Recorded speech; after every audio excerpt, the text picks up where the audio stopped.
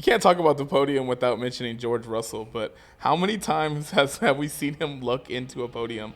The chaos ensues in front of him, and then he's there to just pick up the scraps.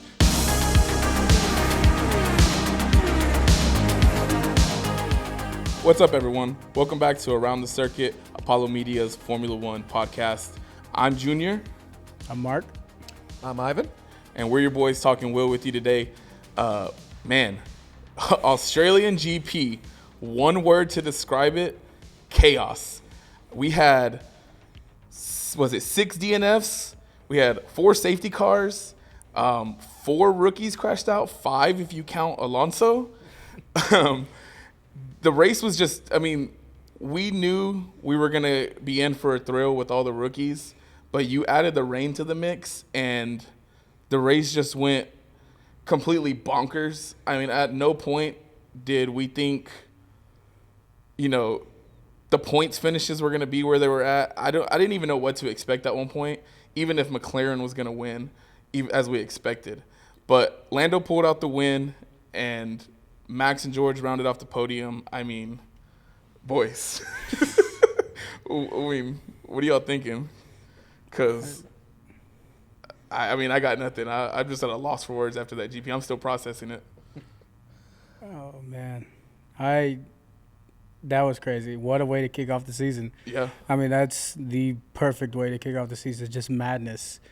My predictions for top 3 were very wrong. Throw the predictions out the window. Throw predictions out the window. That's how unpredictable this season's probably going to go. I agree. But yeah, just very unpredictable.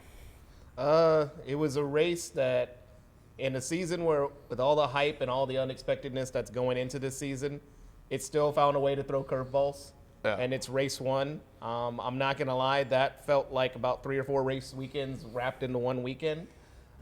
There were so many events that occurred in that race that there may not be enough time for us to talk about it today, but we're going to definitely find a way to talk about it today. Yeah, for sure, man. It's just craziness that occurred everywhere.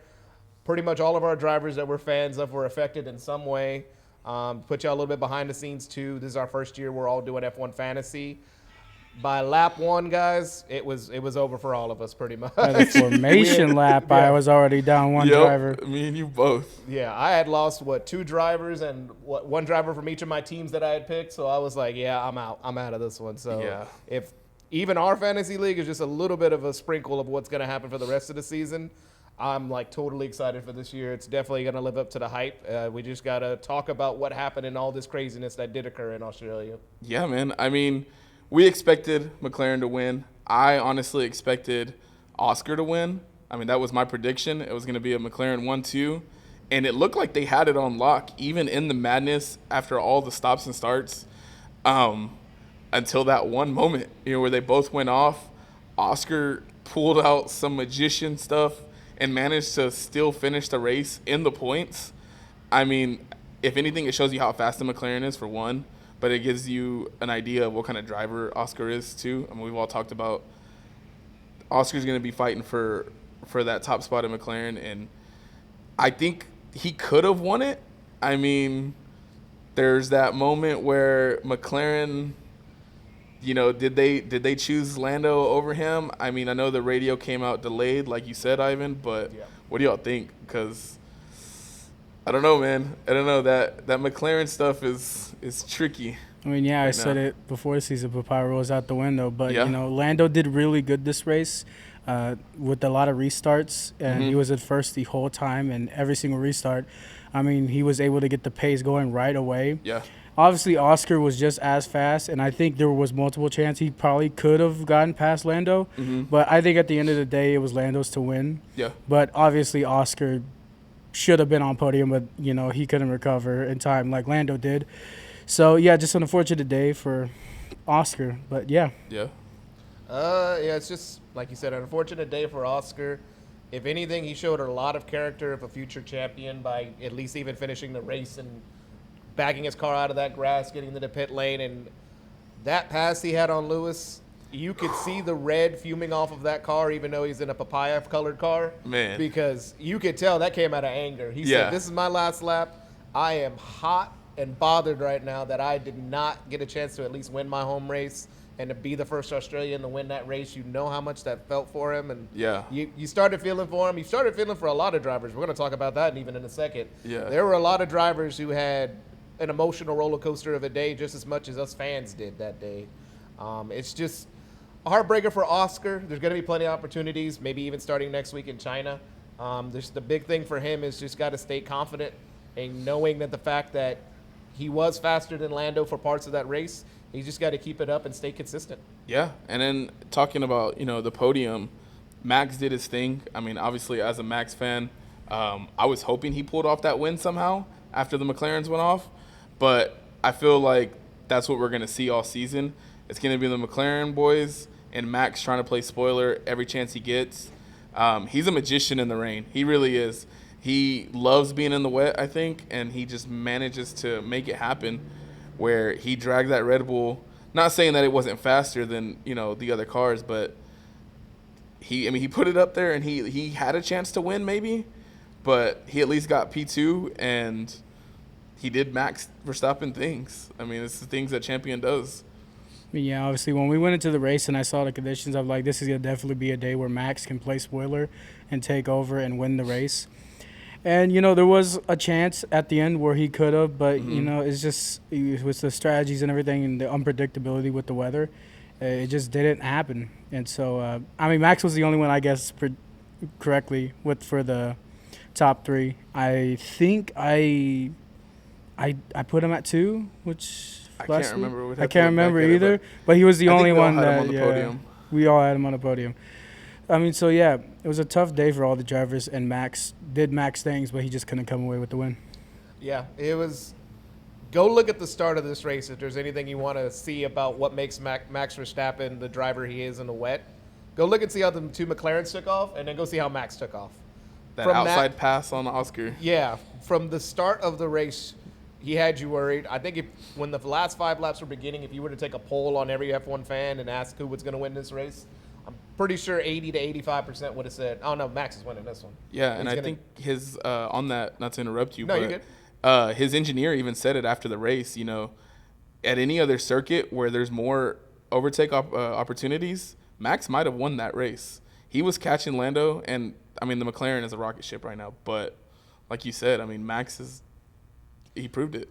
He proved it for sure. It's one of those races where, kind of like Brazil last year, he's just showing how much of a cut above in wet racing that he is from the other drivers. For Max, though, he's got to be frustrated with that one mistake that he did make. Yeah. He went off. He was lucky he was able to even keep the car on the track to begin with. So it's definitely something where they know they're within striking distance, but it's always better to have your teammate back there backing you up, like Oscar was for majority of the race. When Oscar went to the back after his accident, it was a little bit more pressure on Lando, and you can see the gap closing and closing and closing. So it's definitely something where even if the same thing happens to Lando, if Oscar's solo up there, those McLarens are going to have to realize after this race we need each other. Yeah. But at the same time, I don't want the other one to win. Yeah. And it's a dilemma that team's going to have to deal with the whole year, because that's what happens when you have 2 number 1 drivers. That's just the dilemma you sign up for. Yeah, absolutely. And then you can't talk about the podium without mentioning George Russell, but how many times have we seen him look into a podium? The chaos ensues in front of him, and then he's there to just pick up the scraps. Kudos to him for keeping the car on the track and, staying P4 until his opportunity struck and he was able to hit that podium. But, man, we've seen it time after time after time. He's got to be one of the luckiest guys on the track when it comes to stuff like that. Like you said, props to him for keeping on the track the whole time. I barely heard his name throughout the entire race. And all of a sudden, we're at the end, and you just see George Russell in top 3.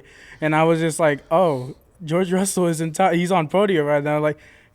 Fairs to him, man. He kept it on track and was able to bring home podium for Mercedes. Yeah. Last year in all the races that Mercedes shined in, especially at Great Britain whenever Lewis won his first race in a while, the main key factor for that has been the low temperatures at the track. Well, when it's monsooning out there like it was in Australia, it's going to make for lower temperatures. So Absolutely.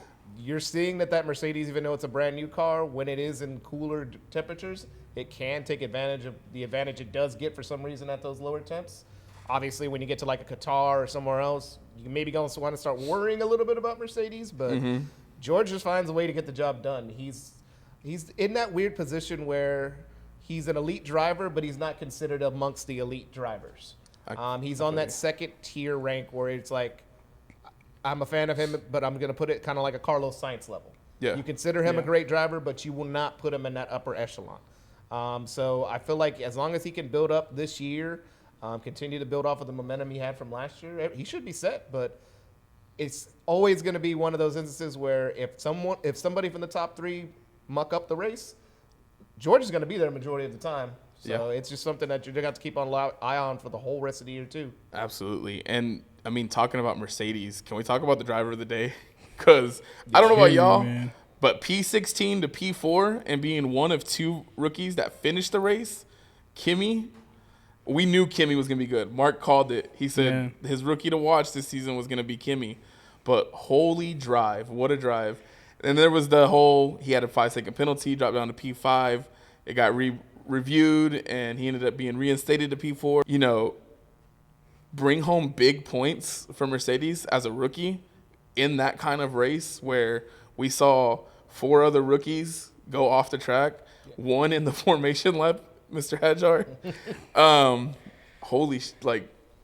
Man, I don't know. I could talk all day about how impressive of a drive that was for Kimi. I mean, yeah, in the first episode I said it. I was like, with all the crashes, I could definitely see Kimi scoring good points. Not that good of points. I didn't expect that, but yeah, hats off to Kimi, man. Seeing some of those overtakes, he was very confident when he was going for some of those overtakes. I was really surprised. You know, I feel like I thought maybe he would have some pressure there and he would maybe hold back. He did not hold back at all. No. He went all in, and yeah, props to him, man. What a debut for Kimi. It was one of those, I believe it was Great Britain last year in Formula 2 when he just annihilated the field and in a wet weather race showed that he's a great wet weather driver, and he showed it again this weekend. He's one of those drivers that had a lot of hype. Obviously, out of all the rookies, he's a rookie that's in arguably the best team. So he was put in the best position. But it's one thing to have a bad qualifying and just hang your head and say, oh, I'll get him next weekend. But kept the effort up, kept everything consistent. Took a little bit of good fortunes, obviously, with dang near half the grid falling off the face of the earth. Yeah. But he got there. He found a way to get up there. That's all you can ask for a rookie in his first race. Which we're going to talk about here in a few. Rookies did not have the best weekends, and we try to keep ourselves accountable here at Around the Circuit. So for me, whenever I said it's going to be one of the veterans, the rookie said, oh, no, hold my beer real quick. We got you on this one. They made sure they were like, no. We're going to be the first ones to mess up. You just wait and see. It's going to be special. And the first 3 laps, took 35 minutes to get through? I want to say something like that. It was the longest first 3 laps of a Grand Prix I've ever seen. But go figure, when you put a bunch of rookies racing in their first race at a wet street track, that's going to happen. So kudos to all the veterans that kept it on the track, well, at least for a little bit longer. But, hey, they got the job done at the very start of the race at least. Yeah, and then speaking of the rookies, shout out to Bierman. I think Ollie had the worst start of the weekend. I mean, he crashed out in FP1, didn't even get to participate in FP2, goes on track in FP3, and within 5 minutes beaches the car again. For him to have such a terrible start to the weekend, which could have easily knocked his confidence. Yeah, he finished at the bottom of the race, but he finished the race. He was the only other rookie to finish the race. Yeah. And so, you know, you give a little hat tip to him. You know, way to pick yourself back up, way to finish the race, and, you know, hopefully you have better performance out of that Haas next weekend. Oh, yeah, definitely. Shout out my guy, Ollie Behrman. The only other rookie to finish. Yeah, it was definitely a tough weekend for him. But, I mean, yeah, just shout out to him, man, just for finishing. Like, yeah, not a lot of rookies were able to do it. Yeah. Hadjar in the formation lap, just into the wall. Very, very heartbreaking to see, especially after seeing him cry. Yeah. Great moment to see him with Lewis Hamilton's dad, see him comforting him. Just pure class from Anthony Hamilton. I mean, we don't expect anything else from him because, I mean, look at Lewis. He's one of the most classiest guys on the paddock. But, I mean, just that moment between Anthony Hamilton and Hadjar where you knew, like, Hadjar was just down on himself. I felt for him. I'm sure we all did. But that moment was just pure class. I mean, you just kind of, take it for what it is, and you just you clap for it. Yeah.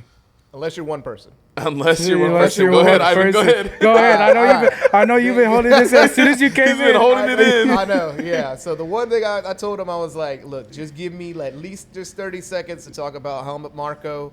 For those of you who don't know, he's one of the leading people behind Red Bull. And actually kind of leads into a question I got for you over there, Junior. So he said he had made comments about Hadjar having his incident this weekend. Kind of said it was a little embarrassing that he was crying on national TV with everybody in the world to see. But, I mean, that's what it takes to be in this sport. You got to have passion. And just think about it, how long he's been working to get to his dream job. He's finally at his dream job. He's about to literally start his first day, and he crashed before the race even starts. All I'm asking for, Helmut, is just having a little bit of compassion, my man. Yeah. And this kind of leads into my question, because legitimately prior to this incident, I had thought, okay, it's just the Red Bull way. Is this the Helmut Marko way, or is it Christian Horner's way too? Because I know Christian's a team principal, but the more and more incidents I keep seeing with Helmut, and the more comments, because that man can't stay away from a mic. I've had this conversation with a few friends. Yeah. I wish they would stop putting a microphone in front of Helmut Marko. I am a Red Bull guy. You know, obviously as a Max guy, I support Red Bull. And even if Max happens to leave one day, I'll probably still root for Red Bull just because I like the team. But Helmut's just they got to quit putting a microphone in front of that guy. I'm a Cowboys fan when it comes to football. And he reminds me of Jerry Jones. Every time you put a microphone in front of this old guy, he just says some stuff that just you don't want to hear. Nobody wants to hear, and majority of people don't agree with. Yep. And as a fan of said team, whether it be the Cowboys or Red Bull when it comes to F1, it's like, what are we doing, man? Like, at what point do we say, okay, maybe this isn't the best guy to be asking questions? But at the same time, it gets us talking about it. It gets the clicks, so they know what they're doing. I don't know. I think Horner can be kind of ruthless when it comes to his drivers, but I don't think he's on that level that Helmut's on. No, but he has his guys still too, like he had with Danny Rick and yeah. And Max even. Max he has a great relationship with. So when he can get a chance to get close to you, he will. It just seems like Helmut, the second that lap time falls under a top 3 position, he's throwing shade. And I don't know what other team personnel would talk the way he talked this whole entire weekend. Calling other drivers B-plus drivers. C drivers. He was going all off this weekend. It just led into the race. Yeah, and I mean, we know the irony of us being in front of microphones, but at the same time, that man acted like he hadn't been in front of a microphone for years this weekend. I think the problem is they just don't give him a filter. I mean, obviously, there's going to be things that he can't say and can't do in front of the camera, but they let him, because he's in such a high position with the team, they let him say what he wants. And like I said, majority of the time, it's just stuff that shouldn't be said. Even if regardless, that's how he feels. Like, why would you say that about one of your junior drivers? Like, this guy, like you said, he worked all his life. He's only 20 years old. He gets in his first Grand Prix, and he puts it in the wall in the formation lap. That compassion, like, I guarantee you, Isaac goes back and says, man, Anthony Hamilton, like, had my back there. And then he looks back at what Helmut says, and he's like, man, why am I here, you know? But at the same time, I mean, the only thing I will say is maybe these drivers are used to it. They come up through the Red Bull Academy and, the junior driving program. They've been around Helmut, so they know what to expect to a point. I still don't give him a pass because it was terrible, but I mean, it takes a lot to make Jos Verstappen look like a very good guy. Helmut does that, so that's all I got to say on that one. But we'll move on to the rookies because we were talking about Hadjar. So overall, what are y'all's thoughts on like how the rookies did in this race? I know there's a good majority of them that we didn't get a chance to see more than 3 laps of, but it's still, we got to see at least qualifying. A majority of them at least got to take part in it. So any thoughts on how the rookies did this weekend overall? It's hard to judge Hadjar and the Racing Bulls. That car looks like it's got some speed to it to fight in the midfield.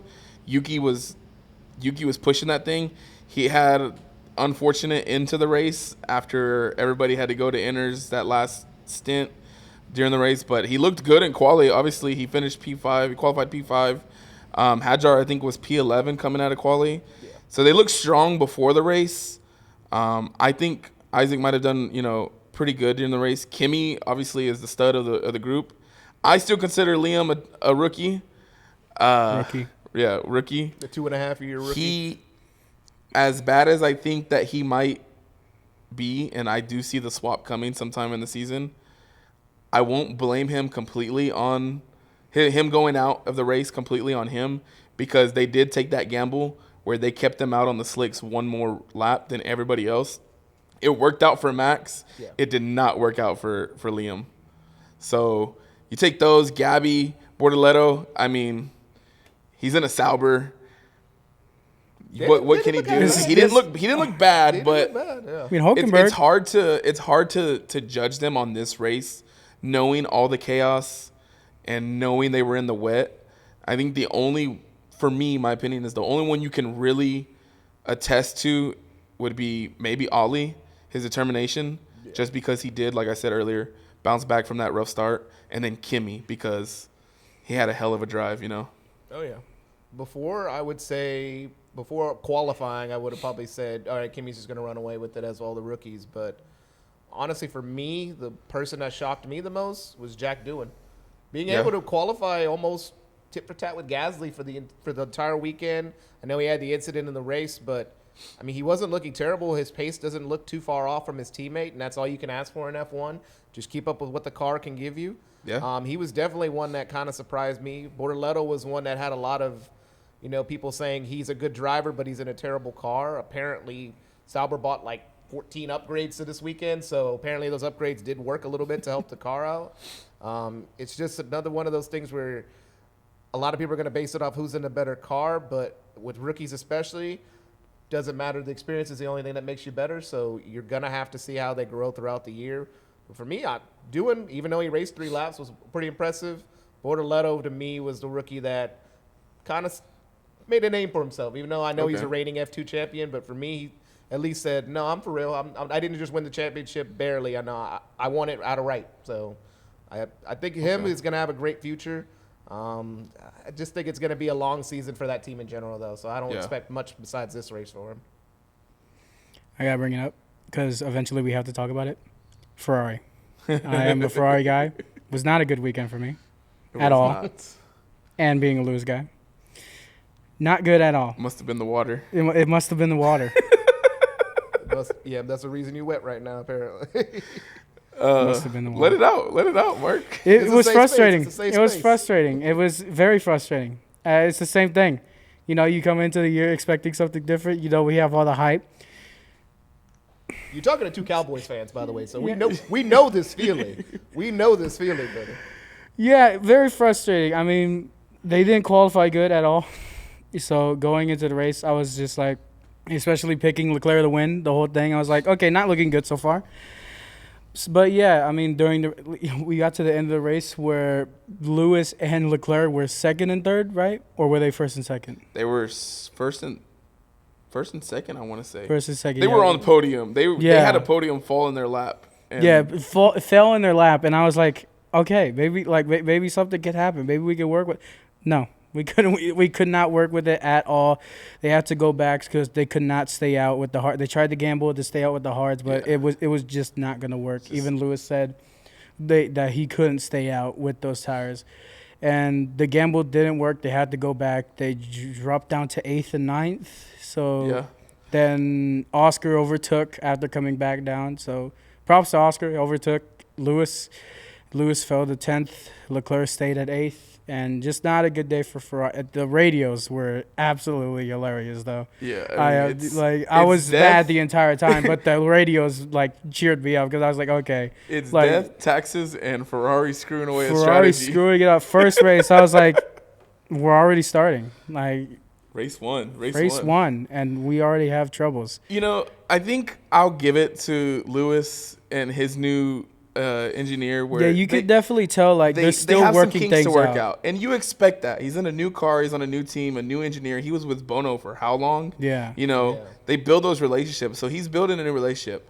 But to hear the same kind of stuff coming out of Leclerc and his engineer, it's like. That's what concerned me. Yeah, that's where the concern comes in. Is how bad, is it at Ferrari that even your number one guy is struggling to communicate with the team? But I mean, it's Ferrari. I don't know. That's all you can say. It's the first race of the season. A lot of concerns, but I think they'll definitely come back. I think this definitely won't define the season. Obviously, you still have two great drivers, and they're going to figure it out. They're going to be talking behind the scenes with the engineers and everybody. Absolutely. So, yeah, I definitely think they'll figure it out, but obviously just not the greatest start when Lance Stroll is scoring more points combined than your entire team. So, not great. I think the thing that everybody has to remember, too, about Charles is that last year he got a new engineer as well. Gabby, the longtime engineer for Charles, they just up and got rid of him for obvious reasons. He was the one that was there for the Monaco mishaps and everything else like that. So changes did need to be made. So you can still see over a season into it now, pretty much, or almost to a season's length of time, that he's still getting used to it. So it's just going to take us much longer for Lewis, because he doesn't even speak Italian. He didn't speak the native language of the team. He's still learning it. So it just shows you that, a lot of people say it takes some time to adjust. Seeing it in person is definitely different than hearing it. People say it takes time. No, you're seeing it firsthand how it takes time to adjust and get used to a different team. Now, I will try to give you some hope for the rest of the year, because I do have a soft spot in my heart for Ferrari too. The last time they scored exactly 5 points in the World Drivers' Championship to start a year off was 2003. They won the drivers and the constructors that year too. So that is something that I would say can give you a little bit of hopium. Yeah, a little bit of hopium right there. Now, I will say that was Michael Schumacher racing at the dang time, so that's a little bit different breed of driver. Different breed, but a 7-time champ like the one they have now. Exactly. Yeah, exactly. I was just about to say that. Another 7-time champ. Yeah, who knows? Like I said, man, there's hope. It's just because the season starts off slow like this, there's plenty of times to rebound. I think I saw earlier, McLaren finished 7th, 8th in the first race last year, so only way to go is up from here, guys. So especially after that race for Ferrari, you can't go further down than that, but with Ferrari, they'll they find a way. Exactly. They find a way to test it, though. And, we've talked about the big teams. I'm just going to come out and say it, and I might be completely wrong in the next few weeks or especially by the end of the season, but Williams is back. It might be a hot take, but Williams is back. I mean, before the season, Albon finished P5, sorry. Yeah. It was P4, but the penalty or whatever. So he finishes P5. Yeah, Carlos ended up with the DNF. Yeah. But I think he finishes in points if he finishes that race. The Williams was looking good all weekend, in my opinion. Compared to what we've seen the last couple of years, the Williams looks good. Are they a championship contender?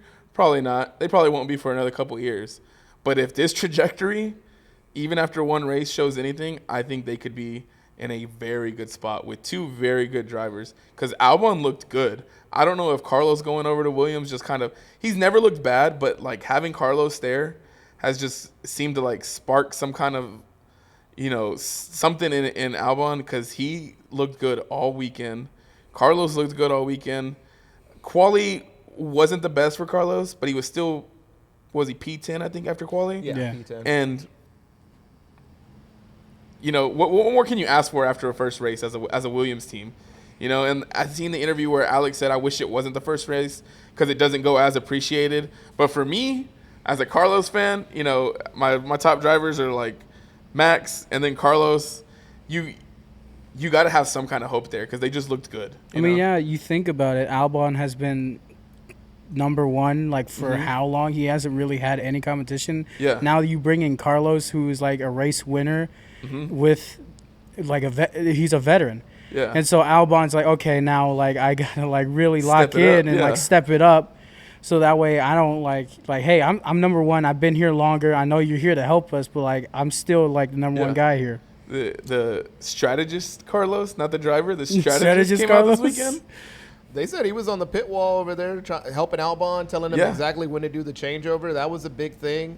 I sent some memes to the group about what he was saying about the Ferrari pit wall when he could hear them on the headset. So you could definitely tell once he saw the Ferrari was starting to question things, he started taking the reins over like he used to do at Ferrari, for example, and tried telling them, this is where we should go. He made the right call for Alex, helped the team.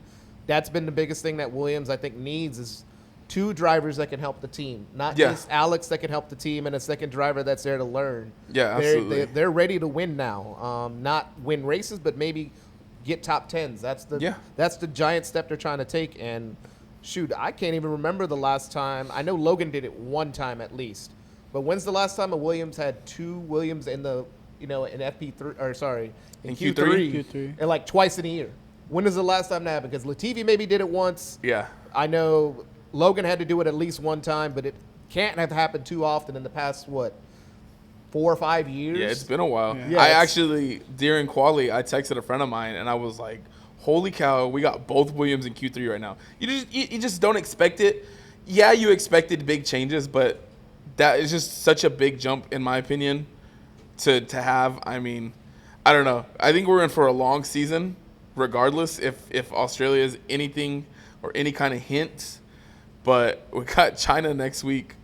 So hopefully we get drier conditions and we get more of a pace check on what these cars are really going to do this season. I don't know. How are you feeling about China after that? Yeah, China will definitely, like you said, we'll definitely get to really see what the driver's about, what the cars are about with the hopefully dry race. And we'll get to see what these drivers can do in these new cars because obviously we saw Max dominating the rain because that's what he does. We saw Lando and Oscar with the rocket ship. And I feel like we'll be able to see what the other teams can really do this upcoming race. I'm excited for China. Because of the F1 games, China is low-key one of my favorite tracks to go to. And also just that start-finish straight. Seeing that giant pillars right over there as you go through. It's just one of the best views you can get in all of F1 for me. Yeah. I'm excited to see what the teams can do, hopefully in dry conditions. This is the only a track that I think a lot of people forget. Last year was the first time we raced there in multiple years. Yeah.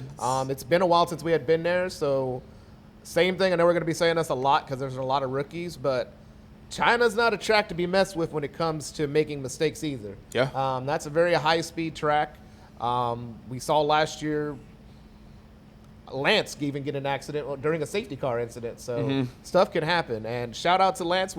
I called you out last week, so at least you got the top 6. Now, I do think that'll be your only top 10 of the season. But, hey, we're going to see if you can keep it up. So, but, yeah, a lot for next week for China, the biggest thing is can McLaren keep up the momentum? That's something that you want to see. But also, we're going to talk about this a little bit more next week. There's some new directives coming from the FIA about, flexible wings and everything like that we're trying to see if that can make some standing changes. And think back to last year like we keep talking about. McLaren made the jump at Miami. There's got to be some team, it could be a Williams, it could be anybody that could take another jump around, about third or fourth race of the season. So we just got to wait up for that. I'm excited, man. Yeah, I'm excited. You mentioned the directive, and we'll get into it more next week after we see if it affects McLaren any. But, I mean, that was kind of big news coming out today. I know there's hearsay about how much it actually helps, how much it doesn't. It goes all the way back to last season. But we'll see, man. I mean, it's just, does that affect McLaren? Does it affect Ferrari? Because we've seen, they talked about it affecting them maybe.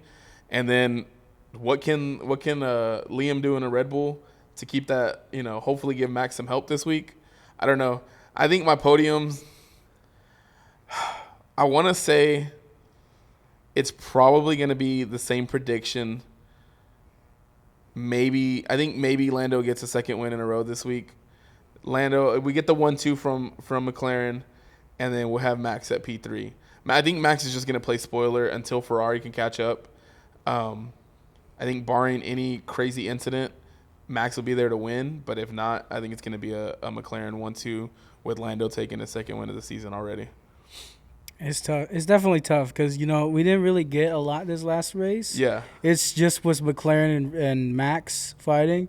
So I think it will be another Lando win. I think Max will be in second. And I think maybe we see Kimi at 3. You think so? I think maybe somehow it happens. I'm gonna be different. I'm gonna say Kimi at 3. Okay. Yeah, I'm excited for next week's race. I think the podium that I'm looking forward to is probably going to be. I'm going to go with him again. After last week's race, there's no way Oscar can't go at it and say I'm still here. Yeah. I think it's going to be Oscar, Max, and George Russell. Now there is one driver that's missing from that y'all probably know already. There's going to be something happening with the McLaren. You think so? I think it's going to happen. It tends to be Lando, the one that. I feel like it's going to be Lando, the one that's going to have the short end of it because he already has the win under his belt. Oscar really has nothing to lose.